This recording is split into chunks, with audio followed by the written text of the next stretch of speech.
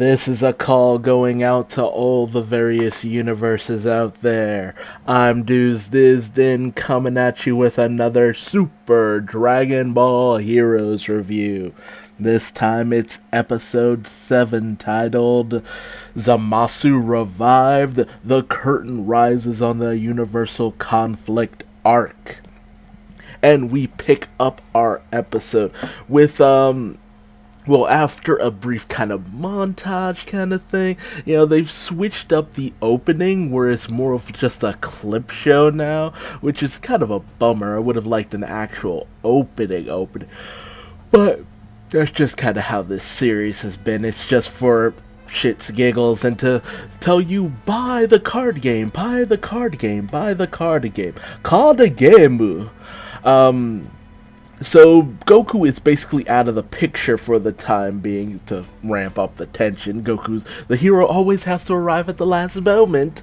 But we pick up on Beerus' planet where the various characters are meeting and conversing, and we see the departure of Zeno, Goku, and Vegeta. So a good way to just get them out of the picture for the time being.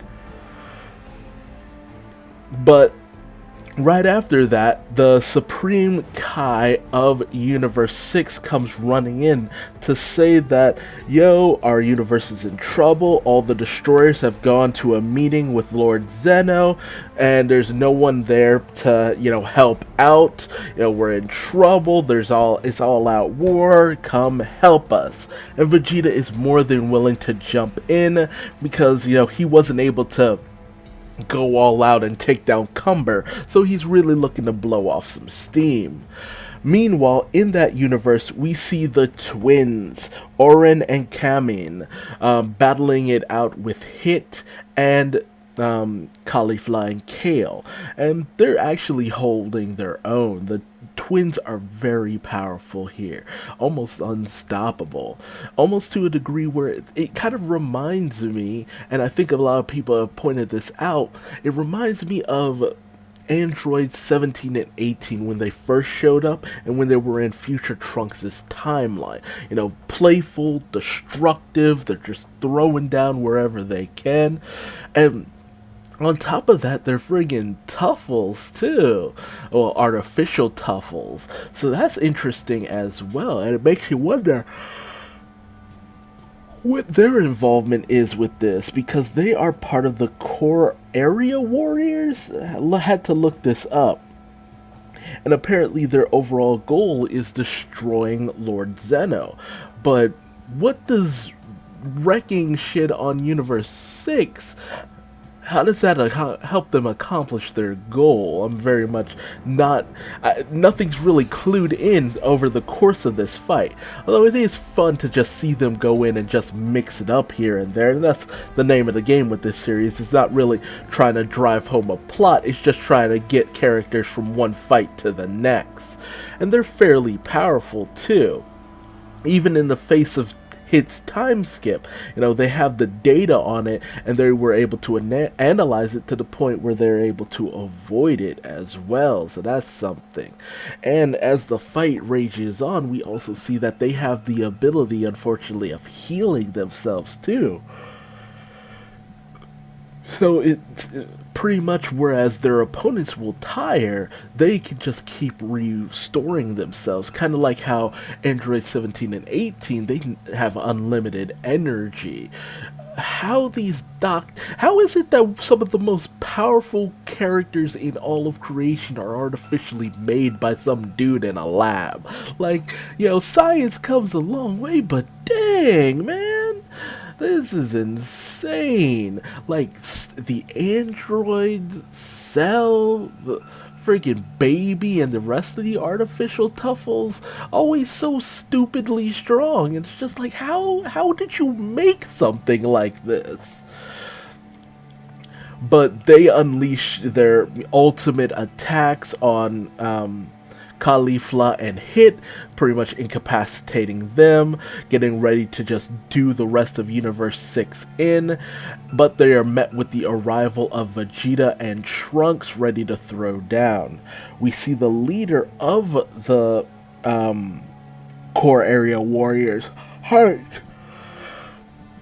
basically be surprised to see their arrival, having not wanted to throw down with Universe 7 just yet. Zamasu, who is also a part of this, whose name is in the friggin' title, you think he would have had a little bit more involvement here, but he also, notices who they are and is just like, damn mortals, just to basically curse their names and all that stuff. He wants to go in, but Hearts, tells him not to. They want to wait it out until they can finally take down the Omni King, which really does beg the question again, how does this tie into taking down the Omni King? What does taking down Universe 6, what does that help? I can only imagine. Maybe they're just trying to take down the strongest warriors who would stop them. And I'm wondering what exactly Hearts is. Is he another Kaioshin? Because that's been the name of the game lately. With even the Demon Realm. A lot of the major figures of the Demon Realm, we come to find out, are descendants of Kaioshin. So it's just kind of like, what is he? Or will it even matter in the end? But, what's his vendetta against the Omni King? Is it possible he's from one of the destroyed universes? When I think there were, how many did they say? 16, I think it was? But that would be interesting. But again, this series is not so much about plot as it is just rushing forward.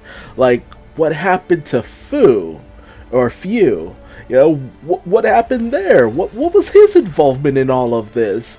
Like, we're just moving on without him, and it's just like, what was his end game? What was he doing all this stuff for? Why was he trying to gather energy?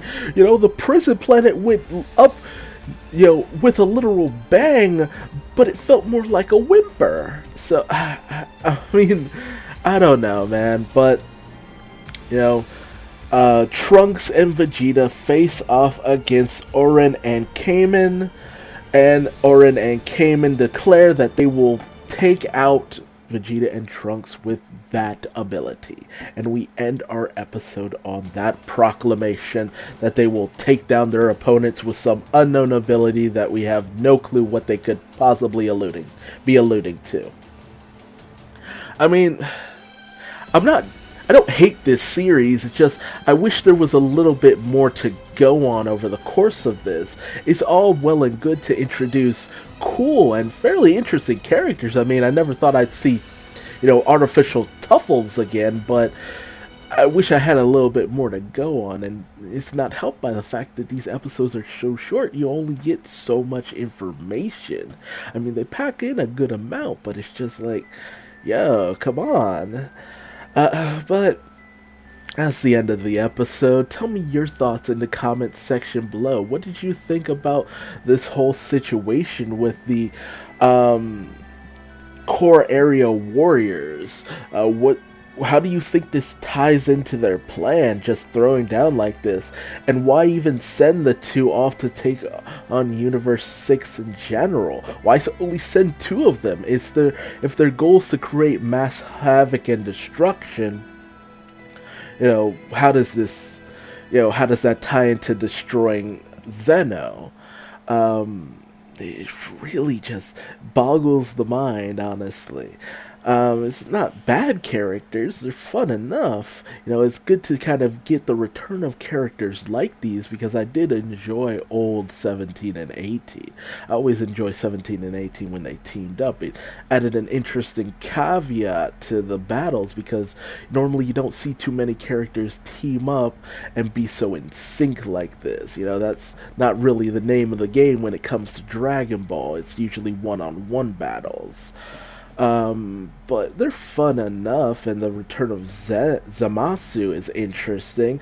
How Cumber adds into all of this, how they get him to their side is very much up in the air. And like, what do you think Few was doing? Why did he want this? Why was he trying to bring them there? What's his involvement in all of this?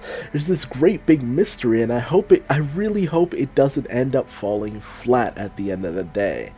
But again, tell me your thoughts in the comment section below. If you liked what I had to say in this episode, leave me a like.